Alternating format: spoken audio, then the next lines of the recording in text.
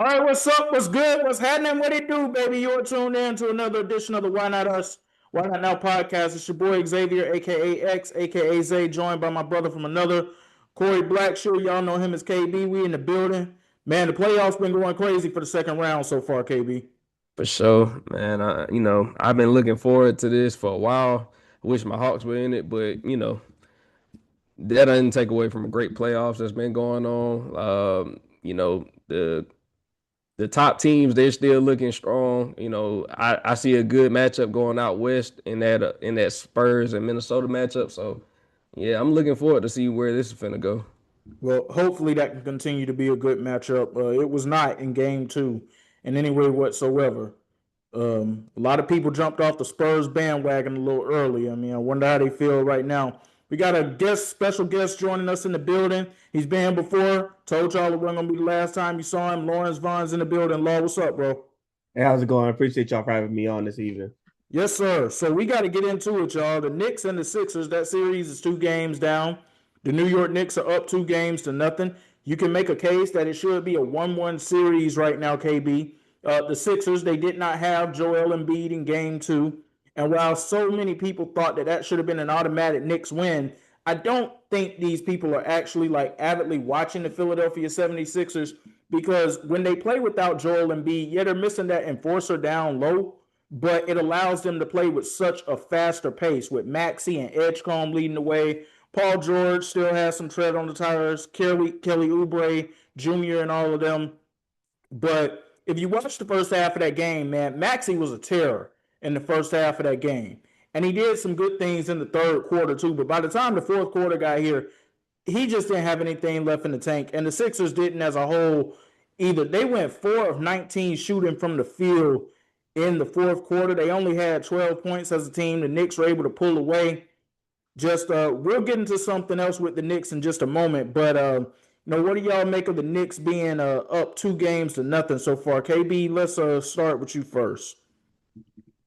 I mean, they taking care of business, what they should do at home. I mean, they came out, blitzed them game one with Embiid, but I knew that even with Embiid on the floor, the Sixers got a problem with the way that they're guarding Jalen Brunson.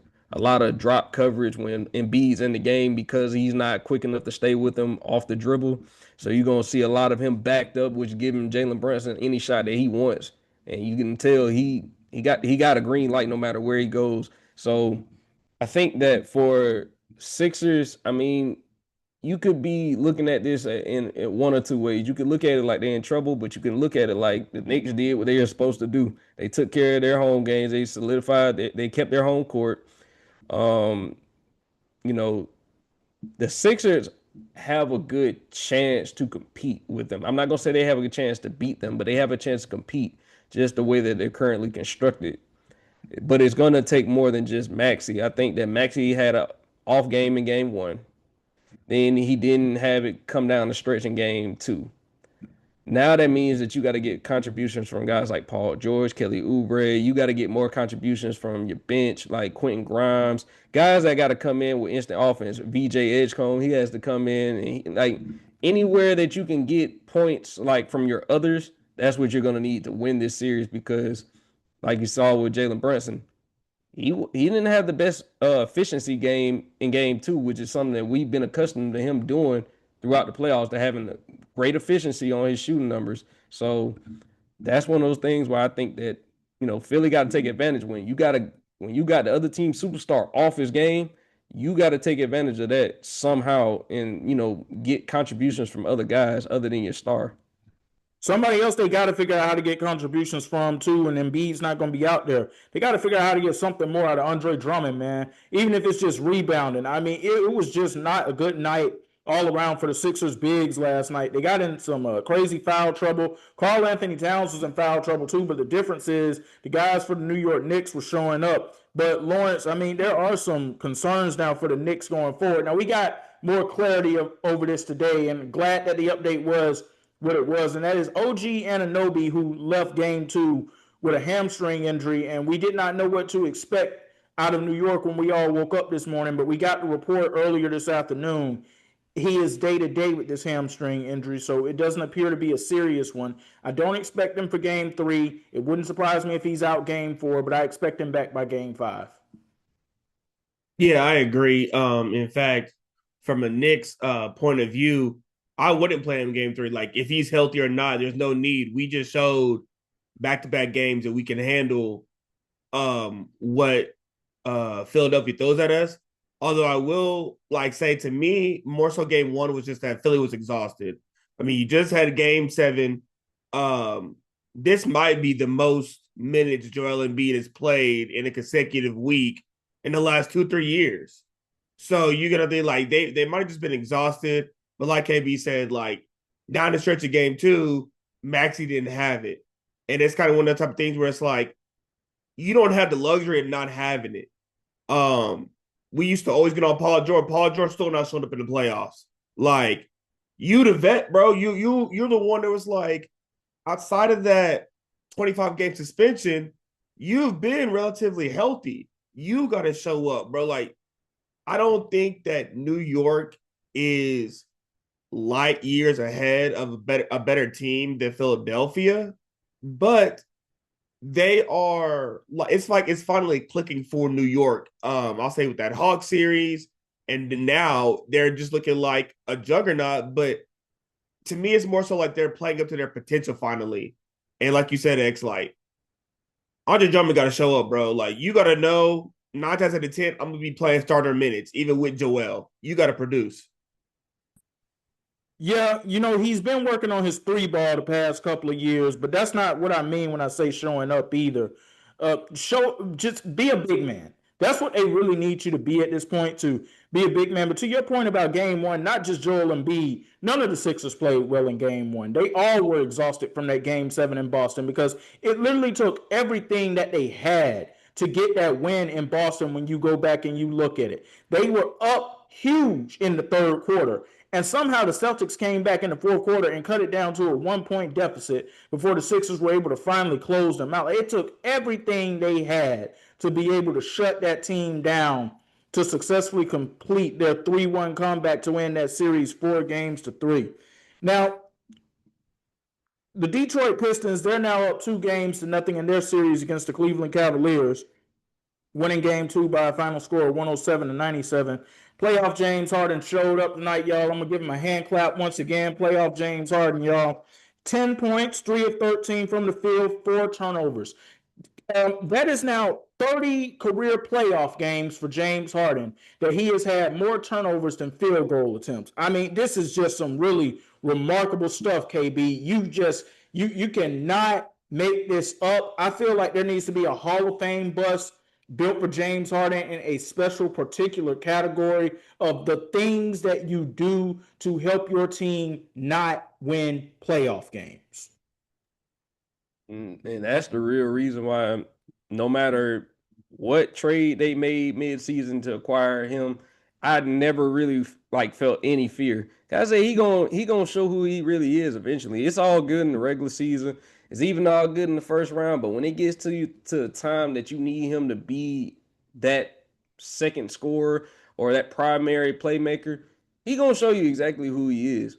This ain't been a one-time occurrence. This ain't been a 2-time occurrence. This has been pretty much his whole career that when he's been asked to be either the guy or be a good co-star. I mean, like when you look at it like this, James Harden hasn't gotten over the obstacle of, getting out of his own way. Donovan Mitchell ain't been past the second round in his career. So, and it don't look like it's going to happen this year either.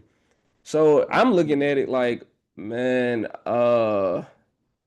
this who y'all want to push all y'all chips in on? Because y'all could have did this with Darius Garland, to be honest with you. If he was gonna do this, I could have just seen you just staying pat at the deadline and just saying like, we'll just ride with Darius Garland. Because if it's gonna be bad, at least it'll just be bad. Like we'll be bad with a younger guy who, at least, like I ain't gonna say Darius Garland is a lockdown defender, but I can say he probably gives more effort than James Harden does. And so I look at it like this: you make that trade because you're betting on James Harden to be that guy that gets you over the hump. Because the way you ended last season was it was disappointment. Everybody was disappointed in the way that the last season ended for the Cavs. So you went and make that trade, a straight up swap for Darius Garland, and I'm thinking, okay, well, you don't do that unless you think that James Harden is like light years better than Darius Garland. And to be completely honest with you, at this stage in his career, he's not. He's not. It's not like it's just a big gap. Like if you want to say, okay, he's a better playmaker, fine. I mean, I guess, but at the end of the day, you seeing this too, like this is coming too much of a rare. I mean, not even a rare occurrence, but this is becoming too much of an occurrence for James Harden, and we can't like he's been getting passes pretty much forever. Even when people they don't hold his feet to the flame enough because, like I said, when you were in Houston and you were losing to Golden State, I can understand. I can give you a pass on that. Maybe not that year when y'all had them and y'all missed those 20 something consecutive threes. I can't give you a pass on that. But all the other years I could say like, okay, you were probably going up against one of the greatest dynasties ever built. So I could give you a pass on those. I can't keep giving you passes. Like you've been on multiple great teams. That Brooklyn team was a great team. But once you saw Kyrie go down and he was asked to do certain things, he could not do it. I know they were going to say he was hurt. Still, he was out there. So he was on a Sixers team that was up 3-2 on the Boston Celtics in the second round, and they lost. So he's been on a team with multiple stars and still has not gotten it done. And then that's why I say like you can't give him a pass every single time that he just comes up short because it's just going to be the same thing. Like I know that they used to give Russ a lot of flack for how he was going to end his career, but Russ was going to at least go out on his shield. Like if he was going to go out, he was going to go out with some effort. He was going to go out. He's going to turn the ball over. He's going to be inefficient, but he's going to give you effort. James Harden ain't giving you effort. Jogging back on defense, not trying, like it's not good. So all of this that we're seeing is the same James Harden we've been accustomed to seeing for the last 10 years. Is nothing different. Now he can't be the only person I give blame to tonight though, because Evan Mobley, man, 9 points, 4 of 10 shooting from the field, only 1 rebound. 1 rebound for the power forward of the Cleveland Cavaliers, who, when you look at where they were last season, y'all, especially in the regular season, he won the Defensive Player of the Year award last season, too. We thought that he was moving a step in the right direction. And Lawrence, we've had these conversations in our group chat throughout this season. This brother seems to actually be going backwards. But when James Harden got there, it was supposed to help unlock Evan Mobley. That hasn't happened. Jared Allen's had his game unlocked to a different level, and that's not what we expect to see from him offensively. But Evan Mobley, only 9 points and 1 rebound, that's not going to get it done. Yeah, bro. And I take part accountability for him because I believed in him coming out of USC. Like I thought he was really going to be a force in the league. Fool's gold. But I also blame this new era of basketball where everybody want to be a guard. Everybody want to be able to shoot threes. The art of being a true big man has disappeared for whatever reason. I don't know, but Evan not that guy. At best, he's a role player that you can sometimes count on, but it was like, now I'm questioning, like, should he have won defensive player last year over Dyson Daniels or Lou Dort? Like there were other people that should have won it over him. Granted, he's still young, so maybe he can figure it out. But it's like, dude, 1 rebound. I just struggle to see, like, if it's not a pick and roll. And I know he had that game that shot to force overtime versus Toronto last series. But it's like, dude, I seriously wonder, what do these guys do in their offseason besides lay up and go back on Twitter with or go back and forth with Instagram baddies and watch their own highlight reels? Like, what are y'all doing to improve your game to where when it gets to this part of the season, you can have your teammates, your front office, the owner can trust he gonna go get a bucket. Well, I mean, this goes back to a conversation that we've had in our group chat. KB and I have had a conversation here. It all goes back to how much do you love the game versus how much do you love what the game can do for you. And listen, I don't want to necessarily question that about a guy like Evan Mobley because he hasn't exhibited those traits of being somebody who cares more about what the game can do for him than just loving the game, KB. But one rebound for a power forward, I just can't get with that. Yeah, I ain't gonna lie. When I see that, or when I see Jaren Jackson do I never understand that because you got guards out rebounding your your big men. I never understand that. I never agree with that because what it sounds like is that there's no intensity. You got Josh Hart averaging more rebounds than that, and and what Josh Hart's what 6'4", 6'5". So that's what I don't get is there should be no excuse for you getting one rebound as a 7-footer. I'm sorry. I can point to a lot of different things you heard or whatever. I can't do that. And Evan Mobley for me, I don't know. It's just like I understand the defensive player of the year last year. He just don't seem like he had a high motor to me. I look at him play and I look at like he's like it's like I'm not gonna question his intensity or anything, but it just don't seem like he got a high motor. Like I look at guys like even Isaiah Stewart, he has a high motor. You know he gonna go in there, he gonna muck the game up however he needs to, whether that's fighting, but he gonna crash the boards. He's gonna be, you know what I'm saying? He's gonna play with some intensity. I don't see that from Evan Mobley. Jarrett Allen, I see that he was going to be the one that I felt like was going to benefit more from James Harden arrival in Cleveland than Evan Mobley because I don't necessarily want you shooting a bunch of threes. I don't need. I mean, that's cool if you can stretch the floor. I don't necessarily need it. I would much rather you be on the block, you know, hitting a signature move and getting to the cup. That's all I really need you at because you're gonna be a mismatch somewhere on the floor. Because even the Pistons, outside of Jalen Duren, like who else can you say has significant size that can contend with 2 7-footers? It shouldn't be much of anybody. You got you have a bunch of wings, like I say, even a guy like Isaiah Stewart, like strong, but you have legit 7-footers. You should not be worried about taking outside shots. You should be working on getting them guys into foul trouble so that way they can't play that aggressive defense on you. But if you're gonna give them, open me outside shots, I'll live with Evan Mobley taking the three. I really would. I would rather him take that three than him be causing havoc in the paint. Same thing if I'm talking about a guy like if you're talking about real like lethal drivers of the basketball. If you can live with them taking contested threes, you can live with all the outside shots as long as they're not anywhere in the paint. I think that Evan Mobley, like I said, his motor is just not high enough for me. And I have no real fear that they'll go to Cleveland and play any better. I felt like that this is one of those series that it just is not a good matchup for them. It just ain't. I think that, Detroit is young. They play fast. They can shoot the ball.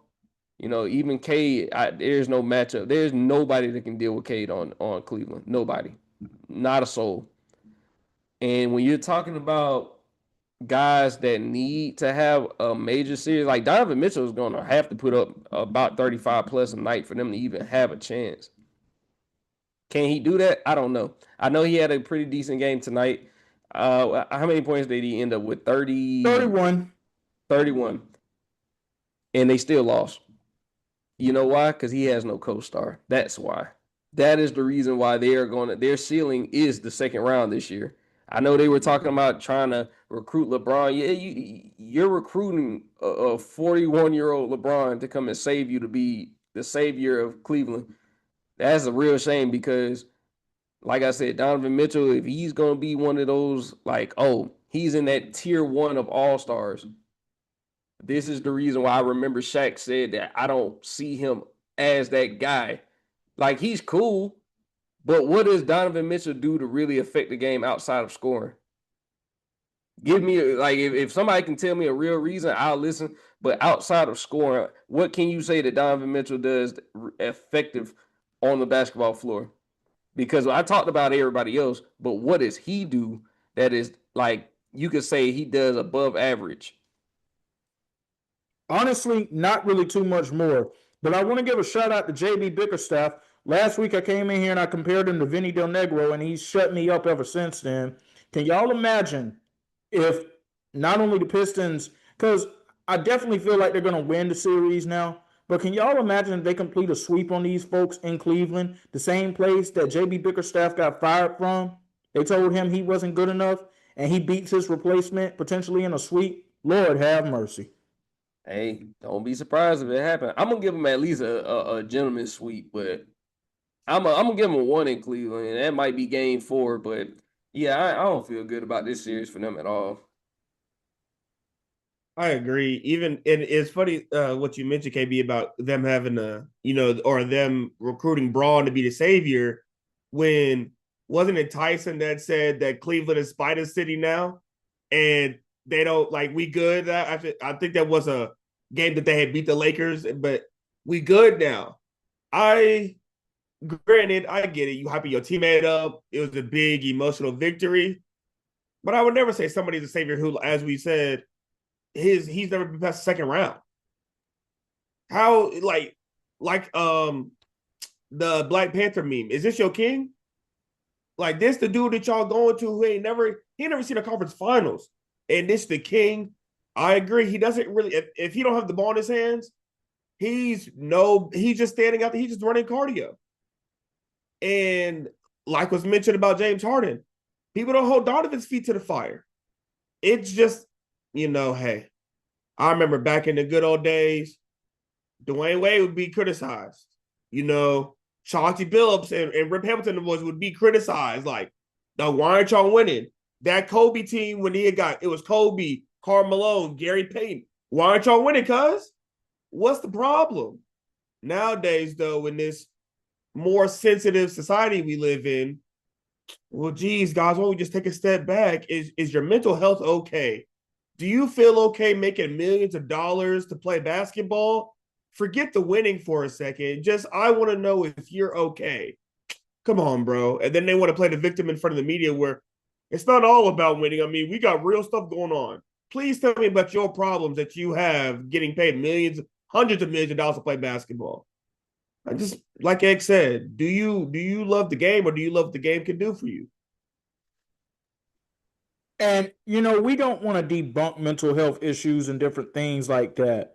But when they try to use it as a cop out, that's where I get annoyed with it, and that's where I understand what you're talking about with that, Lawrence.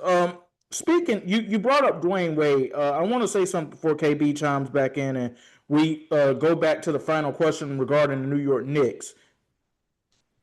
I don't ever want to hear a James Harden being better than Dwayne Wade comparison ever again in my life.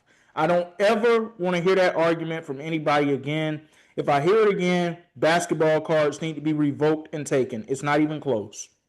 I damn sure don't want to hear it from Pat Beverly because there was nothing that was going to change the fact. Even if James Harden were to win a ring this year, there's nothing that would change the fact that he's still not better than Dwayne Wade. You could say a better scorer. You could do. I don't think people remember what Dwayne Wade was in like 2008, 2009. Like, Buddy was like that was really flash. That was what we saw. I saw this man. Like, if you remember, I used to see him going toe to toe with the Hawks in the playoffs. I saw those games. Nobody could guard him. Not a soul. He literally was the reason that series went to 7 games in 2009. The only person, the only reason. I said, I don't think people realize what Dwayne Wade like. I don't think people even remember bald Dwayne Wade on the Olympics. He was the best scorer on that Olympic team. Like, and he was coming off the bench and doing that. So that's why I say, like, I don't think that's a realistic argument because for all of his accomplishments that James Harden has done, like MVP, all of that, Dwayne Wade never had an MVP. And that was a real shame because honestly, I could argue maybe 2 years that he could have had an MVP. Let me ask y'all a question because for a lot of people, this conversation goes when it comes down to the all-time shooting guards: Jordan, Kobe, D. Wade, Harden, or the unreasonable people out there will go to Jordan, Kobe, Harden, D. Wade, whatever. Let's go to the Jordan, Kobe, D. Wade, Harden people.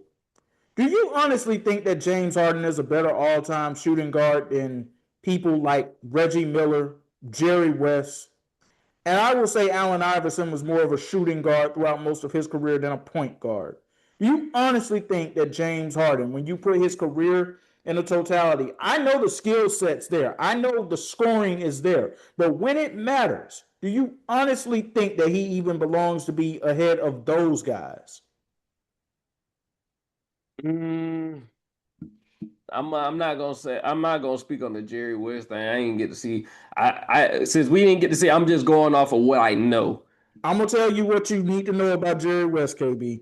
Yes, Jerry West went to 9 NBA finals and he lost 8 of them. But he is the only player in the history of the NBA who won a finals MVP on a losing team. I mean, that's for sure. I look at it like when I look at what Allen Iverson did, I'll give an example. Even getting the game off of that Lakers squad, that was something to be said because I know some people say he was inefficient. Man, listen, Allen Iverson, that was a bad boy. And for him to do it the way he did with a team that most people can't even recall who was on that team. They can't recall who was on that team outside of Mutombo. Like, to be honest with you. And then you talking about guys like Reggie Miller. Saw Reggie Miller make the finals. I saw Reggie Miller take out the Knicks. I saw all of this. So for me, James Harden benefits a lot off of the scoring numbers. But when you're talking about a total player, what can we say? Like he benefits from the scoring numbers. He even benefited from the fact that he turned into more of a point guard later on, where he was putting up high assist numbers. Okay, now outside of that, what else can you say that he does really well? Because how does he affect winning in that way? Because we used to crap on Russell Westbrook for putting up triple doubles, but they were saying it was stat pattern. They were saying that it was stuff that wasn't contributing to winning. So now, why is it different when it comes to James Harden? Because we saw him take those Houston Rocket teams when those Mike D'Antoni Houston Rocket teams were well constructed. They had shooters all over the floor. They had a mobile big man in Capella, like they had guys out there, but they could never get over the hump. Even when they had a chance to actually take down the Warriors, they still weren't able to do it. Some of that was because of their own undoing. And some of that was also because of the fact that I never looked at James Harden as being a real leader. We talked about Kevin Durant being not a real leader. I never looked at James Harden as being a real leader. So do I KB, think you want to know the moment that I knew James Harden wasn't everything that we thought he was for real? Go back to 2017, second round against the San Antonio Spurs. That closeout game. Remember, the Spurs didn't have Kawhi Leonard in that game. I don't even think they had him in that game 5-2. Who did he get cooked by? Old man Manu Ginobili. And I mean old man Manu Ginobili. Not the Ginobili that Kobe was going up against in 08 and 04 and all. No. He was going up against old man Manu Ginobili was out here cooking him. That is when I knew that that brother was not what we thought that he was.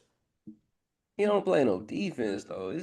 That's why I say it's hard for me to make a good case for him because it's just like even if you are one of those people, because like I said, I know people nowadays they care about the bag, they care about this, and that.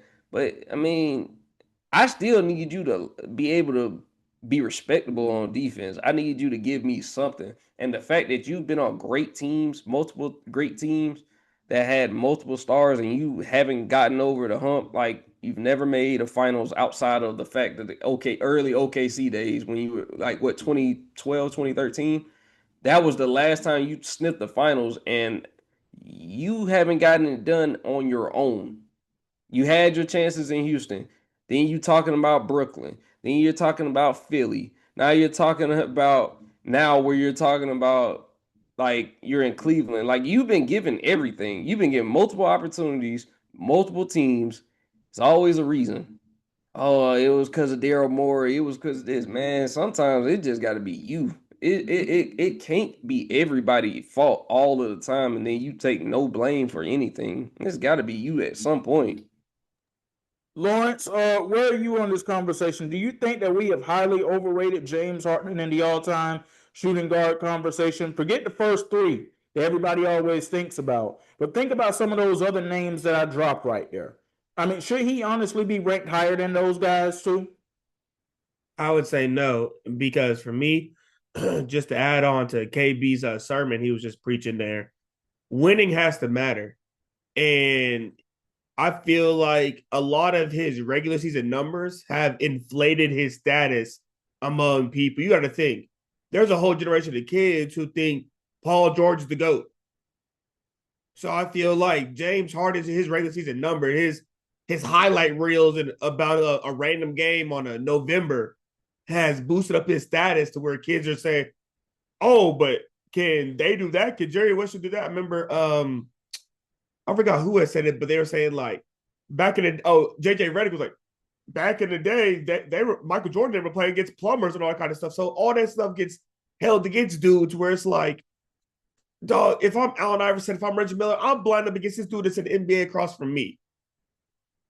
Like, I don't know what you want me to do about that, but people don't want to hold today's players accountable. Although, yes, more skilled, there is a huge drop off in care for the game. I want to be better. I think the real superstar that really like has that like last flame is Giannis, where he's like, bro, I'm not working out with none of these other stars in the summer. Like, I'm trying to get better to beat them. Like, I'm not working out with y'all. I think you can add Wemby into that mix now too. Yeah, Wemby definitely from that cloth. But definitely a lot of these other dudes are, hey man, let's go on somebody's stream together. Hey man, let's work out together. Dog, what you talking about?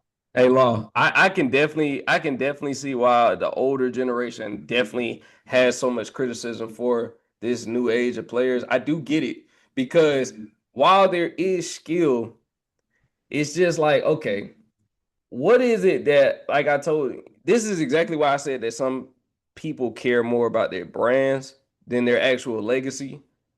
Because even when you seen it, like the fact that I tell you I gotta motivate you to play hard in an all-star game, or I gotta motivate you to play hard in a game 7, or you know what I'm saying, stuff like that. It's just like I didn't come up on the NBA like that. Game 7s used to be, we used to come up where it used to be game 7s didn't even get to 90 points. Neither team. It used to be like some grit. Like y'all remember, I remember how people used to crap on that Lakers and Celtics final, game 7 in LA, where that was a defensive battle, but people kept highlighting it was just bad shooting. I said, no, they were actually playing defense. Them guys were going to war. That's exactly what you want to see when you're going for a championship. You don't want to see no easy, no 140 to 130 game, because that mean ain't neither one of y'all playing defense. You could talk about skill, you could talk about shot making, ability. The fact of the matter is that these players now don't care about winning. They care about their brand, making as much money as they possibly can. Even Paul George said, if you look at it, a good majority of the NBA, they don't like playing. They don't like basketball. They not actual hoopers. Some are just basketball players. They not hoopers. And you know which ones are actual hoopers and you know which ones just play basketball. Y'all know the stories that we used to hear growing up about players, going up to Rucker, going up to the park, going up to UCLA. You don't hear those stories anymore now. I mean, it's discouraging because, I mean, it's like the game that we love is honestly losing its luster. There's a lot that you can say that the NBA needs to fix and that Adam Silver is responsible for needing to fix. But you can't put heart inside of people, man. And that's one of the areas that it has to improve. That's why we need somebody like Wemby to pull up and be the face of the league. We need guys like Ant-Man who battling an injury right now and is telling the medical staff, no, I'm going to play tonight. Out there playing on a hyperextended knee that he was supposed to be out weeks of action for. You need guys like that. We need to see more of that come back across the league. But I wanted to ask y'all one more question here about the Knicks. which is why I brought up the Pistons in the first place. We see how the Pistons are playing, but you also see how the Knicks are playing too. You look at what happened in the regular season, but we talked about this last week, how the regular season can be fool's gold. It looks like that more than likely will be the matchup for the Eastern Conference Finals. Do y'all give the Knicks a good shot of actually knocking off this Pistons team if they see each other in the conference finals? I would say for me, I feel like it could go 6-7, but I would still give the edge to Detroit, and simply because Detroit's still like that's been Detroit's whole. It seems motivation this whole year because they feel like they were slided last year with I want to say that game 3 L where Tim Hardaway Jr. was clearly fouled in the corner for the tray ball, doesn't get called, and New York goes on to win the game. So then it turns into the Pistons losing that series. I want to say they lost in 5. No, they lost in 6. It was Okay, a very competitive 6. Yeah, and so then it turns from that to they had that on their mind this whole season when they would play every time they played them in a regular season game, blew them out. I feel like they're just a very defensive team on New York right now to where that's who we're waiting to play. And we're ready for the rematch.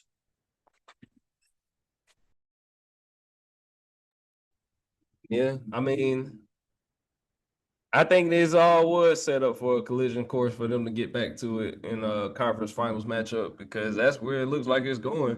Now, here's the thing. The one thing that New York has been able to kind of like, hang their hat on is the fact that they play physical. They play physical. They'll get into you, they can switch everything. But funny thing is, so does Detroit because like I said, you got one of the Thompson twins out there. He's gonna give you nothing but effort. Then you got guys like Jalen Duren, Cade ain't no slouch on defense. So that's gonna be a crazy matchup because you got so many guys. Because like I said, seeing Thompson have to guard Brunson, like I said, it's not about necessarily stopping anybody. It's about kind of slowing them down. So I think that I can give the Knicks a chance. It's more so about for me, can see this series for me is more about Cat than Brunson. For the simple fact that we know what Cat can do. The fact is when Joel Embiid is on the floor, you want to test him to see if he's mobile enough to stick with a guy like Cat because Cat's gonna stretch the floor. He's gonna extend out to that 3-point line. He wants you to come out there, but he can put the ball on the floor as well. I think that Jalen Brunson's gonna get whatever shot he wants because of the way that defense is set up. So when you're talking about the next series, it's gonna be up to those other guys because, like I said, I think that if you got a well-coached defensive team like Detroit, they're not going to let Jalen Brunson come off those screens and have nobody there to meet him. I think it's going to be one of those situations where JB Bickerstaff, he going to put in the game plan. If that's who they have to face, if that's what the actual matchup is going to be, they're going to put Thompson on him to start off the rip. They're going to put their best 94 feet. Yeah.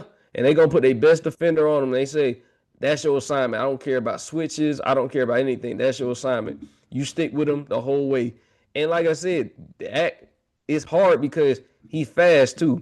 It's not like it's not like a situation where you can just catch him off of a screen and get him off you. No, because he's going to fight through those screens too. And then guess what? You got another capable defender that's probably going to be on the other side of that screen.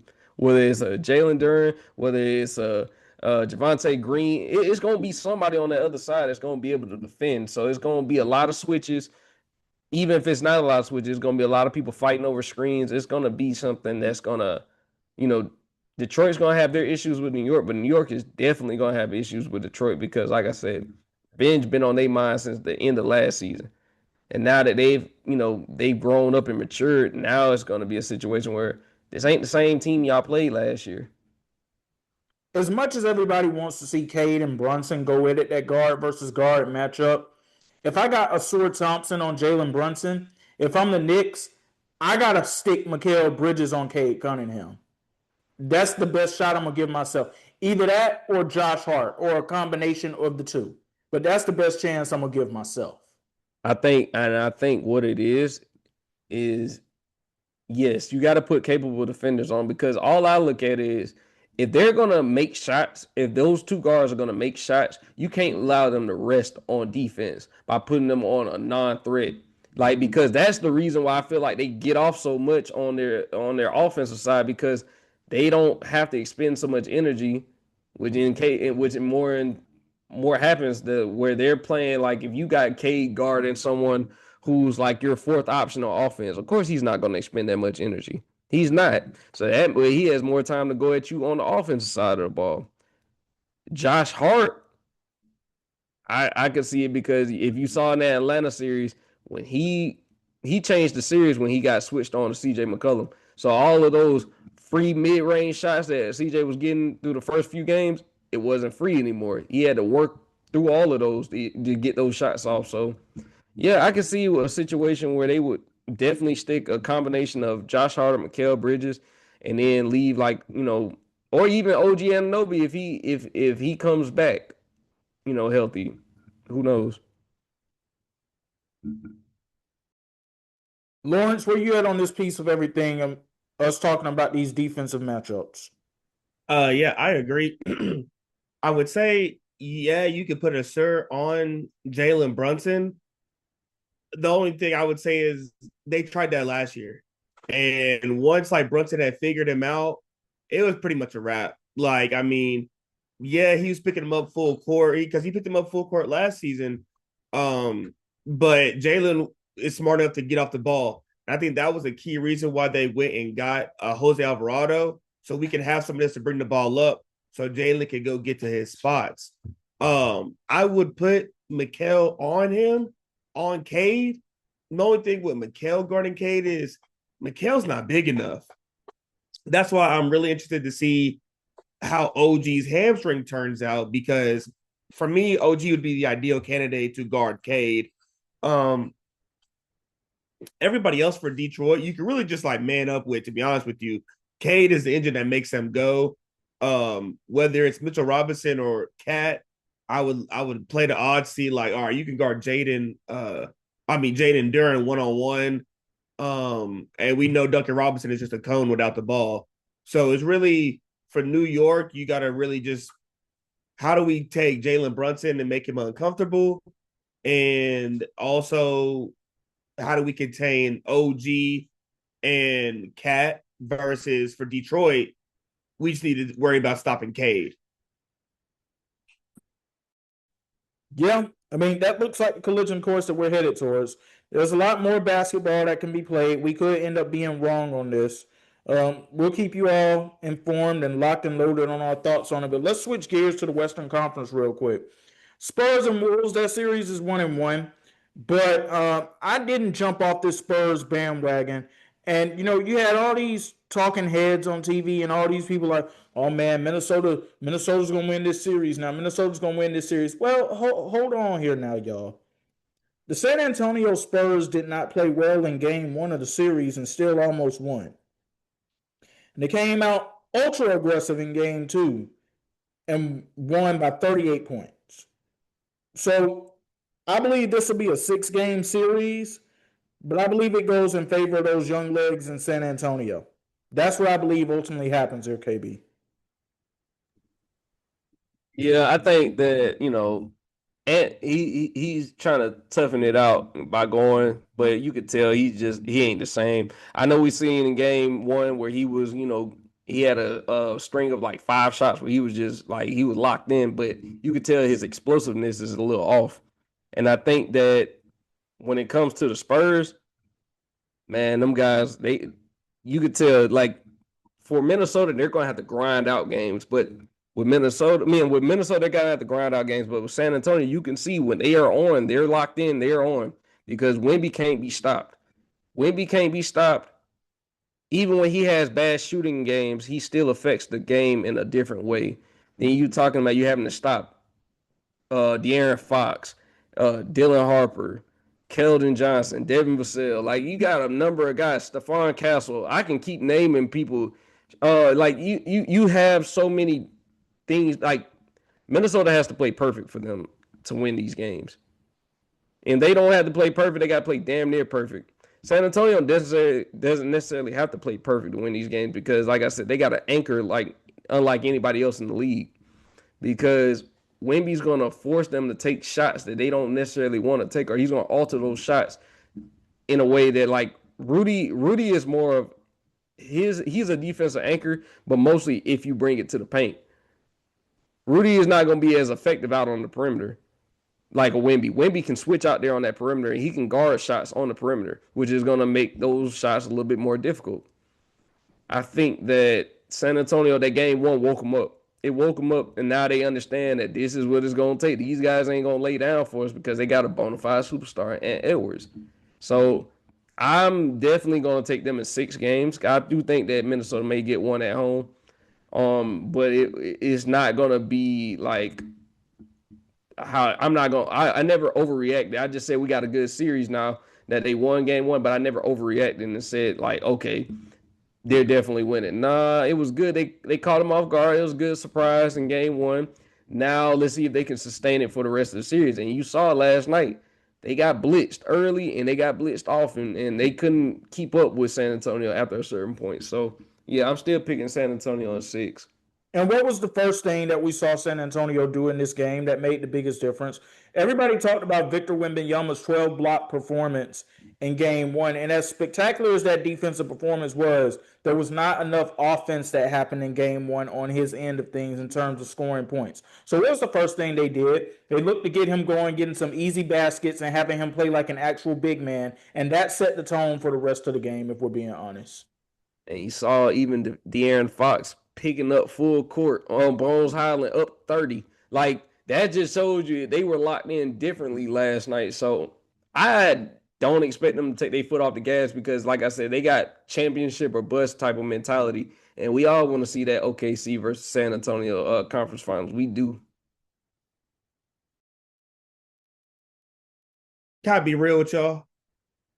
I feel like right now, Wemby is benefiting from ungodly favorable whistle. X, you mentioned that 12 block performance. Now you could go back and count at least 5 of them jokers were either fouls or goaltending. And I'm not saying that Minnesota loses that game because of that, because I believe they still win that game. However, it's a momentum shifter. And it sets like you said, it sets the precedent in the player's mind. If I'm driving, even when contact hits me, I'm not going to get the call. So I might as already either A, brace for the foul that's not going to get called, or B, alter a shot and do something that I'm not used to doing that's probably more low percentage shot.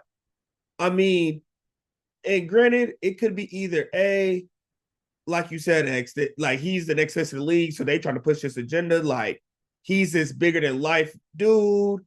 But this has been the thing with Wemby all year. Just like people want to get on SGA for flopping, just like people want to say all Luka does is cry to the refs. A lot of the stuff that Wemby does are fouls. There are times where he's closing out to a shooter on the perimeter. He falls on dude. They don't call the foul. So it's like I could see how at home it could be a big momentum shift when it's, oh, snap. Now we're theoretically playing the Spurs and the refs. But I mean, to KB's point, Minnesota got to play perfect. And I just don't think they have the guys on their team that have the discipline to do that. I mean, Julius Randle, he turned down a bad shot. Naz Reid, he doesn't turn down a bad shot. Bones Highland, he don't shut down a bad shot. These are guys that you need to be able to score and stay competitive in the game, and they don't turn down bad looks to get a better look. Yeah, I mean, listen, I hear you on all of that, but just I don't know, man. Minnesota, after the first quarter, they just looked completely flat in game two. And that's the one thing they cannot afford to be. Now, I think they go home, and I think game 3 is the one that they probably are able to get, KB. But games 4, 5, and 6, I expect San Antonio to just create different things, different looks, bring the tempo, and to do what it is that they're supposed to be there doing. Especially when Minnesota's superstar, and he is a bona fide superstar, when he's playing at about 80%. I guess I just look at it like this. When you steal home court, I just don't really understand why these teams don't have the wherewithal or the dog mentality to go and try to steal two. I look at it like if you got a team, and this ain't me taking anything away from San Antonio. I felt like they came out with a different type of juice, but it's just the fact that y'all came out flat in a game that like going back home up 2-0 and going back home tied 1-1 is a whole different type of mentality and a different approach. So I look at it like, this is multiple series, multiple teams I see do this. They come out, they catch them by surprise game 1, then they come out completely flat the next game. And I'm like, why do y'all do that? It seems like it's almost like a script at this point. Like you come out, you take home court, and then you say, oh, well, we were content with just getting one. Like, I get that, but you don't feel like that you should at least try to steal two? Because, like I said, now your approach is even if we come home and we lose a game, it's not necessarily the worst thing in the world, because worst thing you go home, that first home game, you lose home court and you gave the momentum right back to the team who's already favored to win the series. That is the thing that would scare me the most, is that you don't have that wherewithal to just lock in for multiple games, knowing that you have a chance to go home and possibly, if not sweep the series, but you got a chance to get it out the way. Because when you talking about a guy like Ant Edwards, you don't think he could benefit from all the rest that he can get right now if he playing at an 80% clip? Like, he could use the rest. So that's why I say make short work of a series. That way you can get on. Now, San Antonio ain't going to give it to him. They're not going to give him just the series, but still, it's just you can't come out flat in the playoffs. Like, it happens a lot, but it shouldn't happen. Like, when you have the chance to go up and really take command of a series. Here's the alarming part about how they came out so flat for me, too. It's because of how game 1 ended. Game 1 ended with Minnesota making crucial turnovers down the stretch and different things like that. Like I said to begin this whole topic, San Antonio did not play well in game 1 and still almost won the game. If Champagnie hits that shot at the end of the game, they win that game by a point. So that alone should have, and Ant Edwards even alluded to it in his post-game press conference at the end of game 1, saying how there were things he had to do better, things they needed to do better, but mainly talking about some of the things he had to do better. He knew that they escaped out of there with that win. He knew it wasn't really a feeling of, yeah, we got this one. No, he knew they escaped with that win. Well, game 3 is on Friday. Heads to Minnesota. That's a strong place for an opponent to have to go play. But I don't think that San Antonio team is going to be too fazed by it as other teams have in the past. I just think they got too many defenders. I think they got too many young playmakers that can really muck things up and make it interesting. All right, y'all, we got to get to some quick hitters real quick. And the NFL and the referees, they're pretty close to a CBA deal. They met today. Do we have an update on if they were able to close on a deal? Checking that as we speak. In the meanwhile, for that, Lawrence, I know you'll love this point. Let's go to another quick hitter. Anthony Richardson decided to show up to work this week. He wanted to be traded by the Indianapolis Colts. I guess he thought there was going to be a big market for him.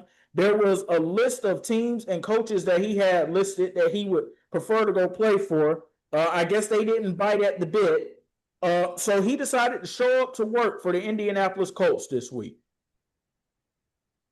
I mean, it surprises me how many of these guys think in their head they're better than what they are. And I don't mean like, of course, have confidence in yourself, but to think like the whole league better come knock at your door when you haven't, mind y'all, Anthony Richardson, the same dude that when the game got tight, he said, "Hey, coach, take me out. I'm too tired."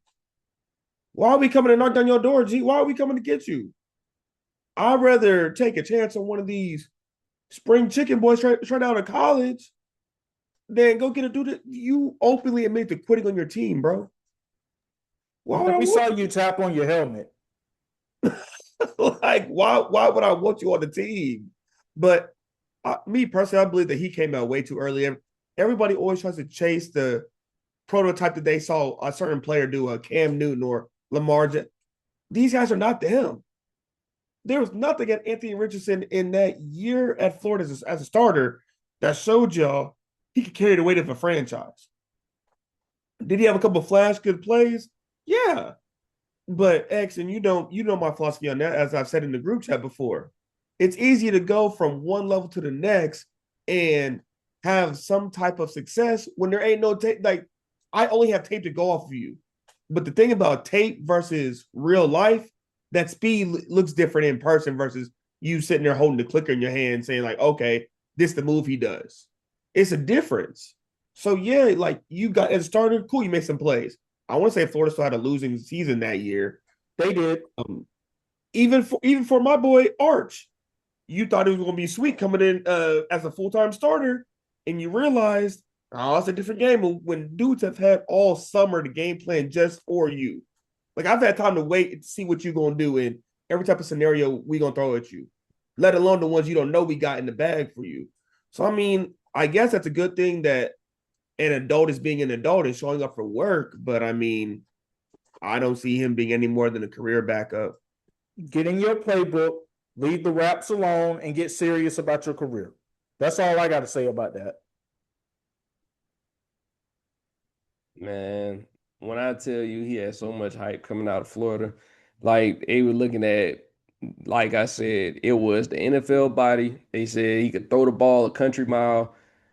He was mobile. They thought he was gonna be Cam Newton reincarnated, and they seen like what I saw.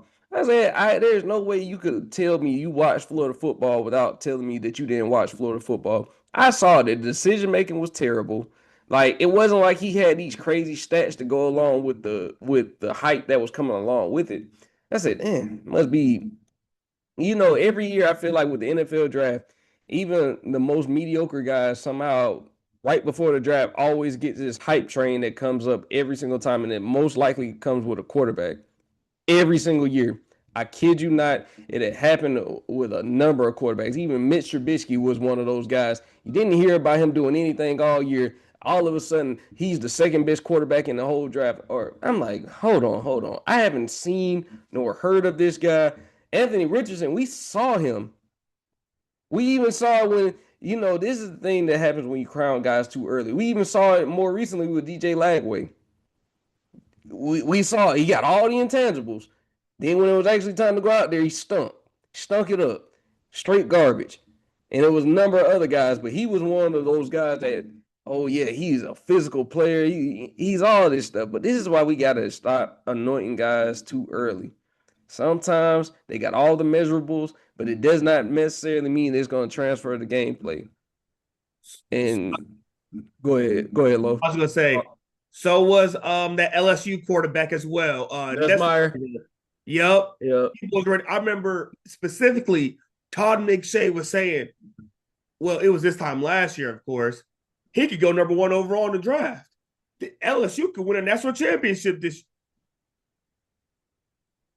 You talking about this guy over here? Yep. And just to be fair, they said the same thing about Drew Aller at Penn State. Yep.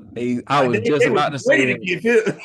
I was just about to say him. You do not understand how much I had to hear. And I'm like, I'm watching this guy play. What is it that's why I say, even when it comes to scouts, there's a lot of scouts that can't evaluate talent at all. So the fact that they say, oh, this is a trusted source, trusted based off of what? Because every year these scouts supposedly hit on all of these picks, but then when the main guys that they need to hit on, who have been, national players that the whole world can see, they are not what they like. I heard so many things, even when I go back to what I just said about Trubisky. I heard so much about him with little to nothing to like show for it. There was nothing that he did in college that wowed anybody, but somehow he was ranked what he was ranked. He was scouted like he was scouted. And I'm just like, okay, this shows me that a lot of these quote unquote scouts, these experts, they have just about as much knowledge as anybody that's coming off the couch at home. That just showed me everything I need to see. But when it comes to Anthony Richardson, like I said, Kenny Moore got granted his release, and he has a chance to go get on to a team by tomorrow. I don't feel that same way about Anthony Richardson because, like I said, everybody saw it. Everybody saw what you did. That tapping on the helmet, brother, that means your conditioning is not really where it needs to be, that you're getting taken out on key drives. Which Like, to me is crazy for you to be considered a dual threat quarterback, bro. Like we look at you as a dual threat, and yet you're tapping out of games. But I want to say X can tell us, was it Mitchell Trubisky in Lamar Jackson's draft class? No. Mitchell Okay. Trubisky was in the draft class before Lamar Jackson with Patrick Mahomes and Deshaun Watson, Okay. who he So was drafted before. so people, you mean to tell me you saw that prolific game with Patrick Mahomes and Baker Mayfield where they each threw for what 500 yards each, and you said, "I'm gonna take the kid at North Carolina for some reason, who knows?" But that's just the stuff that mean that we're like that keeps poverty franchises. Like, there's a reason why y'all are bad, bro. Like, I just to your point, bro, because I mean, even my one of my local scouts here in Dallas, all last year, bro, he hyping up Donovan Ezeraku. Donovan Ezeraku. He gonna have about 10, 12 sacks this year. He's gonna be your bookend to change the pass rush. Bro, I don't even think Buddy had 5 sacks. Now they walking it back, talking about, yeah, we was wrong on that. No, he played lesser competition. Of course, it would take him a year to like, okay, this is what it's like at the NFL. I'm not gonna say he's not an NFL player, but that's just how I feel about Malachi Lawrence for the Cowboys right now. Y'all hyping this dude up because he put up good numbers at the combine, but at UCF, he only dominated when they played a Toledo or they played a HBCU. When they played anybody that even looked like real competition, he went ghost. So yeah, bro, like I don't know what be separating these scouts versus any of us, minus their connections they have, and probably like and the fact that they've been doing it a little bit longer. Well, getting to our next quick hitter, the Orlando Magic sent Jamahl Mosley out the door first thing on Monday morning. This coming on the heels of them blowing a 3-1 series to the Detroit Pistons. Now, look, he was more than likely going to be out of the door anyway, unless they had to went on some magical run to the Eastern Conference Finals or NBA Finals. But this definitely did not help. And when you look at that Game 6 with the Orlando Magic and Detroit Pistons just last week, where the Orlando Magic were at home and they were up by 22 points at halftime. And then they come out in the second half and they didn't even put up 20 total points as a team in the second half. He was putting on his best 2024 Darvin Ham impression. I swear. It looked like there were no adjustments that were being made by Jamahl Mosley in that second half of that game. And you just knew that they were not going to Detroit and winning that game 7. And yeah, you pretty much knew that they were going to sack him and put him out of the door. You pretty much knew it. You hate to see anybody lose their job, but this clearly was no longer a fit anymore. He and the Orlando Magic. yeah, he was on borrowed time. I think he knew it too. I think that anytime when you butting heads with your star, even though they never named it and said it was Paulo, we pretty much kind of figured it was Paulo. Like, but I mean, I get it. It wasn't a fit, but those players got to be held accountable. That was one of the nastiest performances I've ever seen from a team that had a chance to close out. You are up, I believe, 24, and you go on to score 19 points in the second half altogether. That got to be said. See, for me, it could be something said about coaching, but it got to also be something said about the way that these players, like Wendell Carter was almost unplayable in that second half. I know, what Paulo did in that fourth quarter. I mean, I'm sorry, not in that fourth quarter, but that game 7. I know what he did scoring wise. But at the same time, there has to be some type of pride in what you're doing. You want to be I remember one year they were saying that I believe it was last year. They were saying that Paulo is a playoff riser. He plays better. He playing better in the playoffs than he did in the regular season. So if that is what y'all want to hang y'all's hat on, why is it that we're not seeing that killer? Because I don't see that killer instinct with Paulo. I don't. I look at it like he often settles a lot of times when he shouldn't. You're not an effective 3-point shooter, but yet you take a lot of threes unnecessarily. Like, bro, you work better off of the block. You work better in the mid range. That's where you should be living at. But yet you want to stand outside and take threes. That's not your game. That shouldn't be your game at all. So I don't care what coach they bring in. It doesn't matter. If they can't get him to actually be the player that he's supposed to be, it don't matter who they bring in. And I'm looking at Orlando like, if he don't change the way he plays, their ceiling is going to be exactly where they're at right now. A good team that can't get over a certain hump. They're going to be no more than a first round, at best second round. That's their ceiling because it has to start with him. He has to get better, and then everything else will fall into place. I believe they're going to hire a coach into place that they believe they can get the buy-in from the players and different things like that. But Lawrence, I'm sure you don't find it as a surprise that Jamahl Mosley ended up getting his pink slips on Monday morning. Not at all. I mean, like KB said, the writing was on the wall. And what I do hate and what I do find misleading is everybody who will say they fired another black coach, when that's not the reason. Like, the Orlando Magic vastly underachieved this year in the regular season. It was more of a surprise that they were the 8th seed, that they went up 3-1 on Detroit. Like, that's how bad they underachieved. So when you have situations like that, it's like, all right, bro. And I want to say it was said before the playoffs, like, anything short of like Eastern Conference Finals, dog, like, you're out of here, bro. Like, it ain't going to be no participation awards. It's not going to be like, oh, you took down the first seed. No. Because we were told when we traded them 4 picks for Desmond Bane, that was all we needed.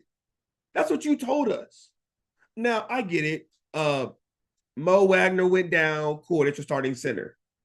And I also get it that you didn't have Franz for about 3 games. But you also played 50 games without Franz in the regular season. So it wasn't like that was the first time Orlando didn't have Franz Wagner out there either. So it's just like, sometimes they're a coach, and I want to say you said this last weekend, sometimes you have coaches that only take you so far. And I know in the NFL they say it a lot, like, he's lost the locker room. I feel like that's simple it is. I don't think he's a bad dude, because I know, like, the talking heads always like to go to somebody's personality, somebody's character when speaking about his job. I don't know why, but sure, we learned in February and March that he lost the locker room with some things that were being said out of there then. Exactly. And to KB's point, we know it's Paulo.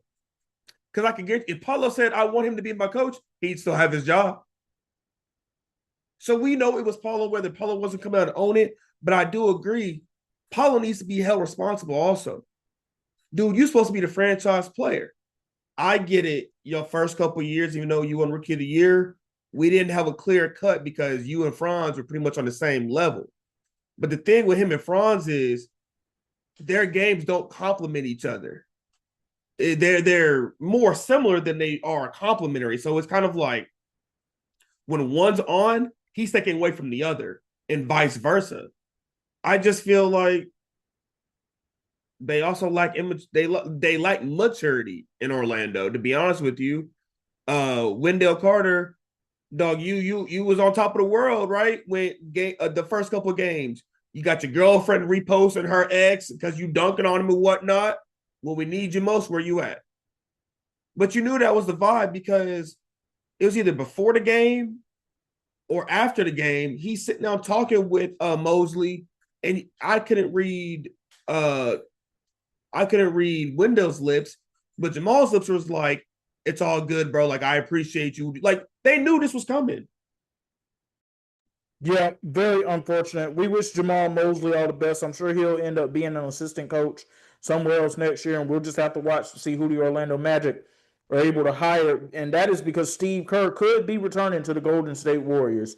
Now, reports have been leaking out this week that ESPN is trying to do everything possible to get Steve Kerr to come work there as a broadcast analyst. But from all the reports that are coming out, the Warriors brass seems to be very confident that they are going to end up retaining Steve Kerr. Not going to lie to y'all, I find this news to be a little surprising because they have no cap space to work with. It doesn't appear that they're going to be able to make any major moves to really improve that roster too much. What I'm going to be on the lookout for is a big thing that's happening on Sunday, and that is the NBA draft lottery. And that is because, KB and Law, the Golden State Warriors currently have the same odds to getting the number 1 overall pick in this draft that the Dallas Mavericks had last year when they won the draft lottery and selected Cooper Flagg. So I think depending on what ends up happening with this draft lottery could depend on what happens with Steve Kerr's future with the Warriors. I mean, yeah, but honestly, Steve Kerr ain't gonna last much longer if he doesn't be able to develop some of this young talent that they bringing in. Because, I look at it like this. Who can Steve Kerr say that he developed in his tenure in Golden State? I mean, we saw the emergence of like a guy like Jordan Poole, but outside of Jordan Poole, because you got to think about going into next season, what's gonna be their outlook. Let's say they have a top 5 pick. You still are without Jimmy Butler for a good portion of the year. You're still gonna be without Moses Moody for a good portion of the year. Steph, I believe, is gonna be 38 next season, and Draymond is gonna be up there as well. So it's like your window, if it ain't closed, man, I'm telling you, it's probably like this much open. And it's not looking good because you're still not better. You at best, you're looking at being a number 7 or 8 seed in the West at best, because I don't see you being better than a good majority of the West. I don't see you being better than Houston. I don't see you being better than OKC, San Antonio, Denver. The teams that you got to get past. I don't see you being better than those guys. KB, you being very generous to them right now. Yeah, I am being very generous. I'm going to tell you what. If Utah gets the right draft pick here to go along with that compilation of young talent that they have and they're able to stay healthy, they could surprise some people and end up being one of those bottom tier playoff / play-in teams next year too. And the way the Warriors are currently constructed, they're not ready to compete for that spot anymore. Because like I said, you looking at y'all are still the same problem that comes with the Lakers. You were relying on your aging superstar to still be your best player. And if that's the case, you're not gonna win much of anything. Because like I agree with you on that Jazz point. Utah got some good talent. Because I like the way they play too. Because I mean between them, I know they made the move for Jaren Jackson, but getting Isaiah Collier still out there, Ace Bailey still out there. I like both of those guys. So I think that they both are going to be great players going forward. And you still got Lauri Markkanen too. So it's a lot. Walker Kessler, you got talent out there. Keontae George. Yes, Keontae George. Yeah, he's a hooper too. So you look at it, they have talent out there. It's more just youth. That their inexperience is the reason why they weren't able to, get it together. But I think they're well coached. I think that they're just figuring it out. But Golden State, they got a real problem on their hands because, like I said, the best case scenario for them could be to get a top 3 pick. Because if you got a choice between either AJ, Darren Peterson, or even the fact that, like, if you want to go on the bottom scale and say, like, maybe even a Caleb Wilson, I think that they're in that position where they don't have the luxury of taking by position. They just got to take the best available player if they were to land the top 3 odds. Now, I still say that AJ is number 1 pick no matter what team gets the number 1 spot. I think that AJ, he's more he allows you to do more from a team standpoint than a guy like Darren Peterson.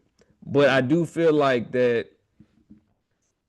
they gonna be, saying they prayers, they're gonna be, going to church, because if they are able to land the number 1 pick, now you can talk about a couple of things, because you're getting the number 1 pick in a loaded draft class. You're trying to utilize the most of Steph Curry's last years in the NBA. But right now, that's not a good roster. That roster sucks. Like, Yeah, it is a bad roster. yeah, and call me a hater, but I'm gonna be saying my prayers too. I'm gonna be saying my prayers. They end up with the lowest possible pick that they can get, and they go ahead and they blow this thing up and they end it because it's over. It's done. This version of what you have is not going to come close to doing anything that they did in the late 2010s and in 2022. That's done. It's over. Draymond and Steph ain't taking you anywhere anymore. That's done.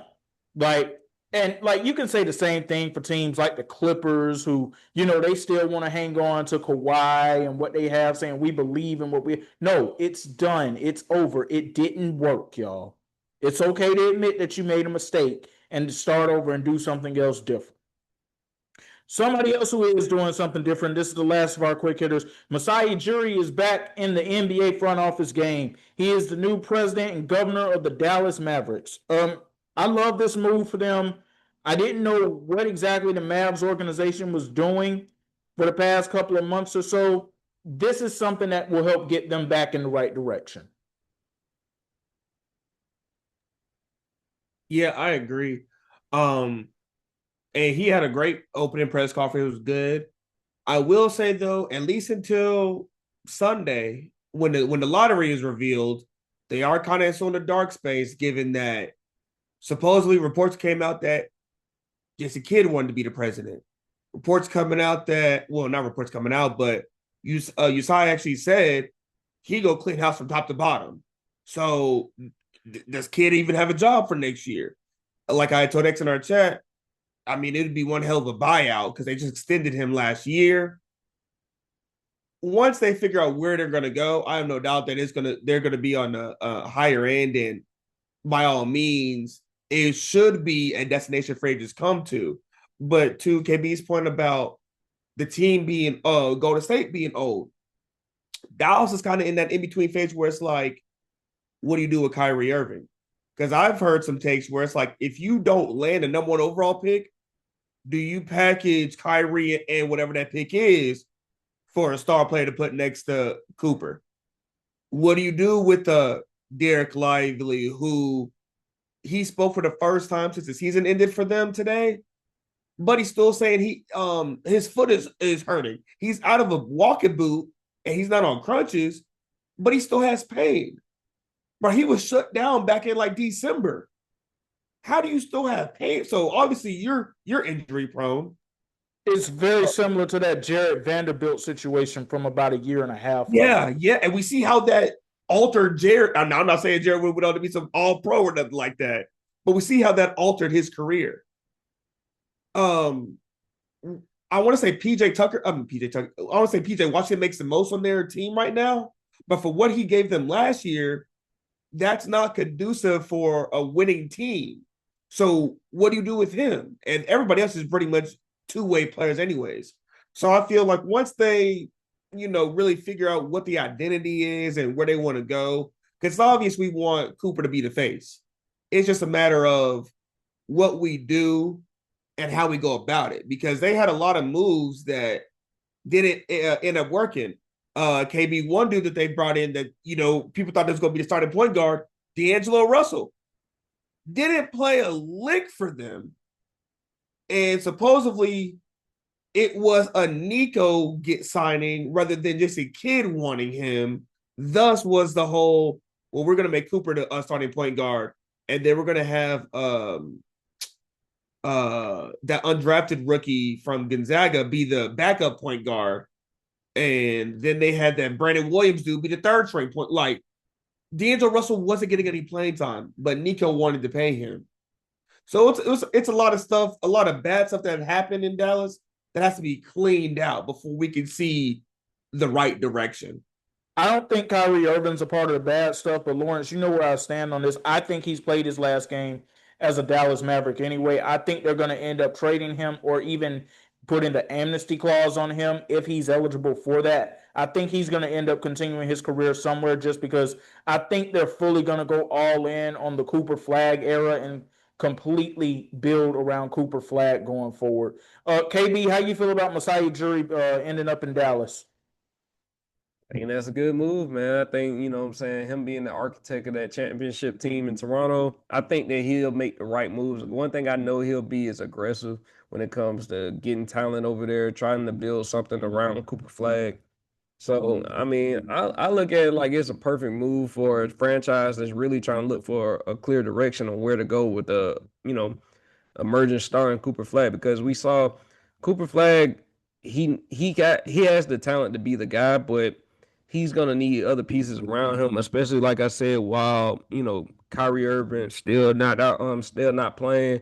Who's gonna be that secondary star that's alongside him that's gonna help him get to where he needs to go? Because having that co-star opens up a lot of things for the number one guy. So I think Masai is gonna do a great job in Dallas. I'm looking forward to seeing what they end up doing, because you just remember a couple seasons ago they were in the finals. So this team still has talent on that roster. Like, even when you're talking about their front court depth, they have a lot of talent. They just have to add a little bit more and subtract some pieces that they can do away with.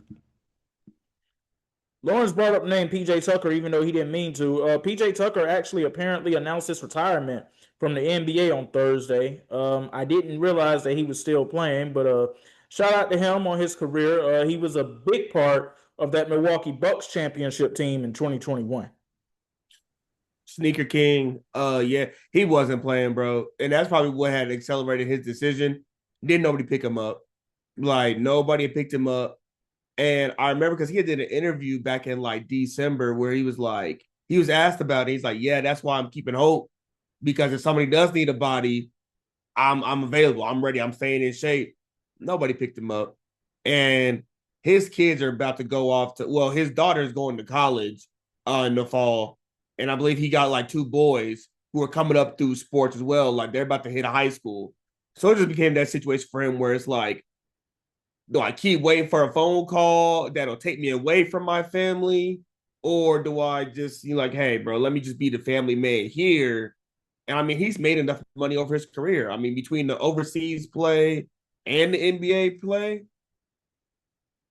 But yeah, terrific career. Really somebody that got it out the mud. Uh, I I remember he was really kind of one of the pioneers in terms of he's 6'9" and he was guarding 7-footers, like for as team starting centers. Yeah, no doubt about it. One of the key playoff series that stands out to me is when Milwaukee decided to switch off of Giannis and put him on Kevin Durant in that Milwaukee Brooklyn series in 2021. And even though KD was still putting up numbers, it did muck some things up. So shout out to PJ Tucker on his career. Wishing him all the best in retirement. That's going to do it for part one of the Why Not Us, Why Not Now podcast. But we got to come back with part two, man, because Jaylen Brown has been in the news this week. Not exactly for reasons that you would think that he would be in the news, but he is in the news. We'll be right back.